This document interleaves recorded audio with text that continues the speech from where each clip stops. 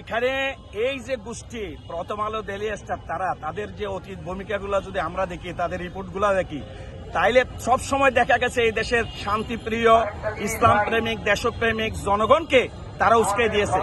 তারা জঙ্গি নাটক সাজাইয়ে, বিভিন্ন গল্প সাজাইয়ে এই দেশের মানুষের উপর নির্যাতন নিপীড়নের সুযোগ করে দিয়েছে ফ্যাসিস্টদেরকে। সুতরাং এই প্রথম আলো এবং ডেইলি স্টারের রিপোর্টের কারণে এই দেশের হাজার হাজার ভাইরা গুমের শিকার হয়েছে। সুতরাং আমরা মনে করি এই ডেইলি স্টার, প্রথম আলো এই দেশে তারা, আপনি জানেন যে এই প্রথম আলো কয়েকবারেই উনি ইসলামের বিরুদ্ধে বিভিন্ন ধরনের বিচার পত্রিকার রিপোর্ট ছাপাইয়ে, বিভিন্ন প্রবন্ধ ছাপাইয়ে, এমনকি বাইতুল মুকাররমের প্রতীক মাওলানা ওবায়দুল হকের পা ধরে হাঁটুর উপর হাত রেখে উনি মাপ চাইয়েছিলেন।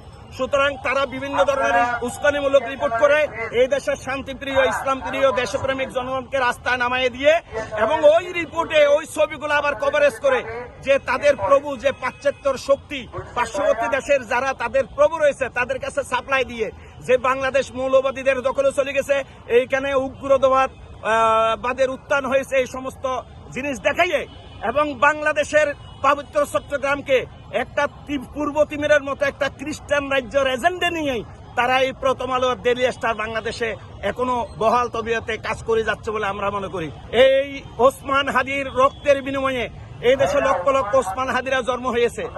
আজকে যাদের ভিতরে দেশপ্রেম আছে, যারা সত্যই অকুতবই, যারা সত্য এবং ন্যায়ের জন্য জীবন দিতে জানে, তাদেরকে কোন শক্তি রুখতে পারবে না। আজকে আমি যে এখানে বলছি, আমি গ্রেপ্তার হব বা কি না হব, আমাকে কেউ মেরে ফেলবে, শহীদ করে ফেলবে, এটা আমরা পরোয়া করি না। সুতরাং এই দেশ এবং এই দেশের স্বাধীনতা, সার্বভৌমত্বের জন্য এই দেশের লক্ষ কোটি যুবক এবং ছাত্র জনতা আজকে প্রস্তুত আছে। সুতরাং আমরা আধিপত্যবাদী শক্তিকে স্পষ্ট করে বলে দিতে চাই, তাদের চোখের উপর আঙ্গুল রেখে, যে এই দেশ আর তোমার গোলামেরা শাসন করে না। সুতরাং এই দেশের ছাত্র জনতা রাজপথে আছে, তারা এই দেশের স্বাধীনতা, সার্বভৌমত্ব রক্ষা করে সারবে ইনশাআল্লাহ। প্রথম আলো ন্যারেটিভ তৈরি করেছিলেন। দুঃখজনক ব্যাপার হলো, আমাদের এই উপদেষ্টাদের মধ্যে একজন আসিফ নজরুল স্যার, উনি দেলাওয়ার হোসেন সাঈদীর বিরুদ্ধে দেল্লুর রজকার নামে একটা প্রবন্ধ লিখেছিলেন। পরবর্তীতে উনি বলেছেন, এবং ওনার ওই প্রবন্ধের কারণে মাওলানা দেলাওয়ার হোসেন সাঈদীর বিরুদ্ধে আদালতে অভিযোগ গঠন করা হয়েছিল। এবং পরবর্তীতে সাক্ষাৎকারে উনি বলেছেন, আমি ওই যে মুরগি কবিরের, শাহরিয়াল কবিরের কথায় উদ্বুদ্ধ হয়ে সেটা করেছি।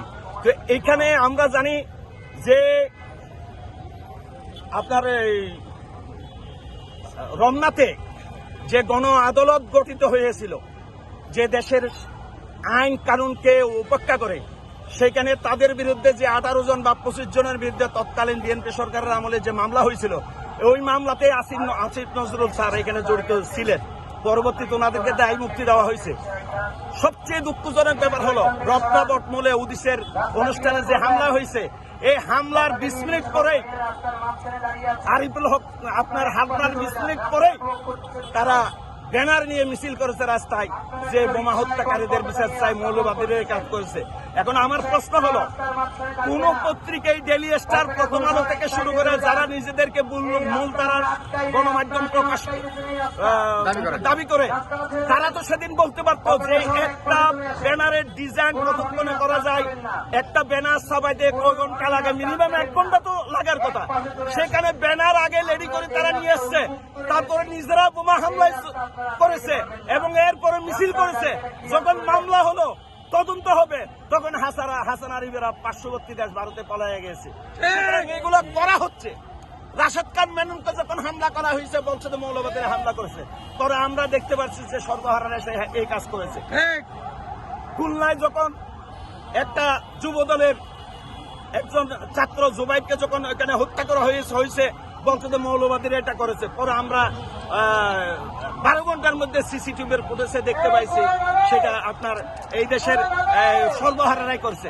রাজশাহী বিশ্ববিদ্যালয়ে শিক্ষক তাহেরকে যখন হত্যা করা হয়েছে, বলছে যে মৌলবাদী সম্প্রদায়ের শক্তি তাহেরকে হত্যা করেছে, কিন্তু আদালতে প্রমাণিত হয়ে ফাঁসি হয়েছে তার ডিপার্টমেন্টের একজনের শিক্ষক।